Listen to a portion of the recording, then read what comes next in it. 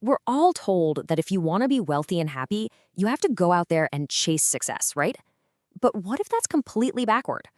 Today, we're going to dig into a really different idea that true success isn't something you pursue at all, it's something you attract by changing who you are on the inside. So, let's just start with this one big question. Think about how you approach your goals. Are you constantly out there hunting, pursuing success? Or are you more like a magnet, attracting it to you? The difference between these two mindsets, well, it's the foundation for everything we're about to talk about. And this quote just nails it, doesn't it?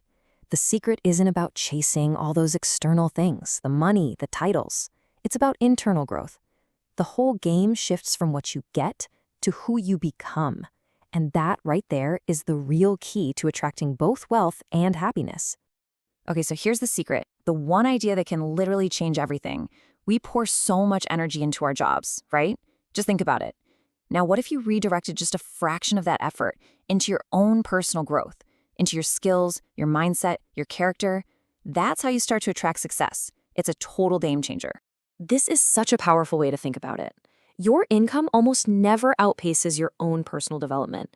I mean, if you suddenly won the lottery but you haven't grown as a person, you'll probably lose it all, right? It's just too much to handle. But if you grow yourself first, well, then wealth becomes this natural, sustainable thing. It has strong roots. So where do we even begin this journey of self-development? It all starts with step one, which is called find out. Because the real raw material for change, believe it or not, isn't money. It's having the right ideas. We're all conditioned to think that not having enough money is the big problem, the main obstacle. But what if the real problem is just a lack of good ideas? Think about it. If you have the right blueprint, the right idea, you can build whatever you want. Money's just a tool, but the ideas, they're the whole architectural plan. So, where do we find these game-changing ideas? Well, the approach is actually pretty simple. It really boils down to just 3 key activities: reading, listening, and observing. Let's break down how to really use each one of these. All right, let's start with reading. The education you get in school, it's great. It gives you a standard foundation, and that's important. But if you want non-standard results, you've got to go beyond that. You have to pursue self-education. It's all about developing this relentless curiosity to learn the stuff that's not on the syllabus. And you know what? The commitment doesn't have to be massive. Just 30 minutes a day can be totally transformative. The real key is what you're reading. Pick up something that challenges you, that teaches you something new. Because get this, one single idea from one book could save you 5 years of making mistakes. That's an incredible return on a 30-minute investment. This mindset is absolutely crucial. It's not about just being a follower and blindly accepting whatever you read. It's about being a student, someone who really chews on information and thinks for themselves. And this exact same student mindset applies perfectly to our second method for finding ideas: listening. Seriously, learning opportunities are everywhere if you just pay attention. When you listen to successful people, you start to pick up on their patterns of thinking. But here's the flip side, which is just as important. Listen to unsuccessful people too.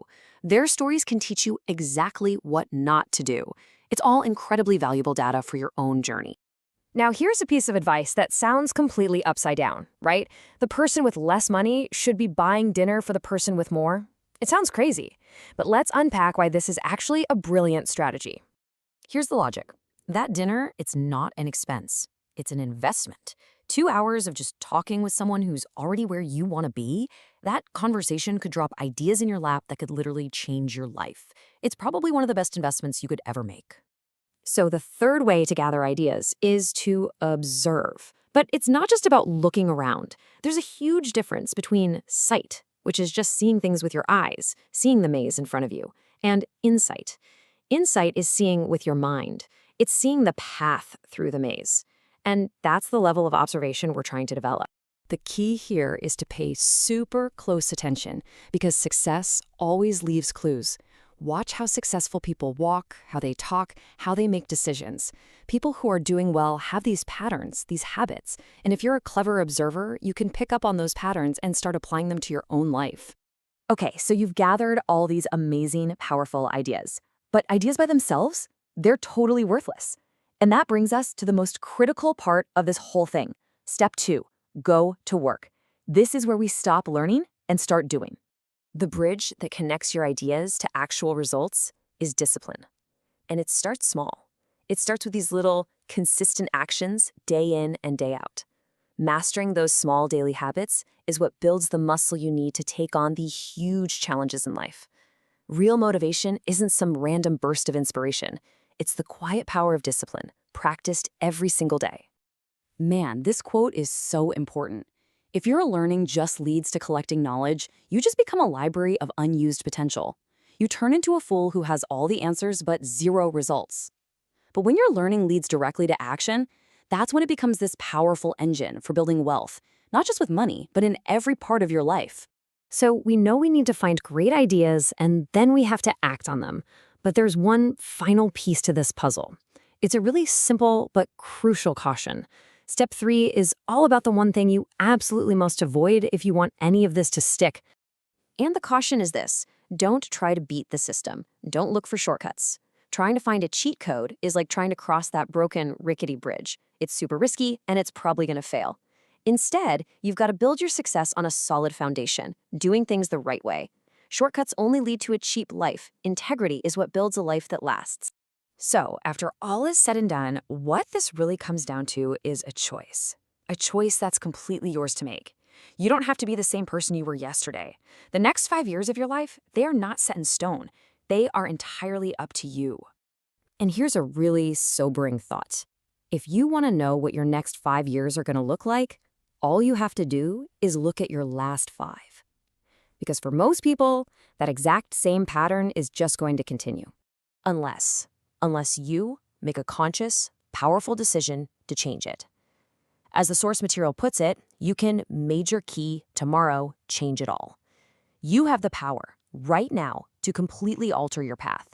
Any day you choose can be day one of a totally new life. And that leaves us with one last really powerful question for you to think about. This isn't about some distant future. It's about right now. Starting tomorrow, what's one thing you will do differently to change the direction of your life?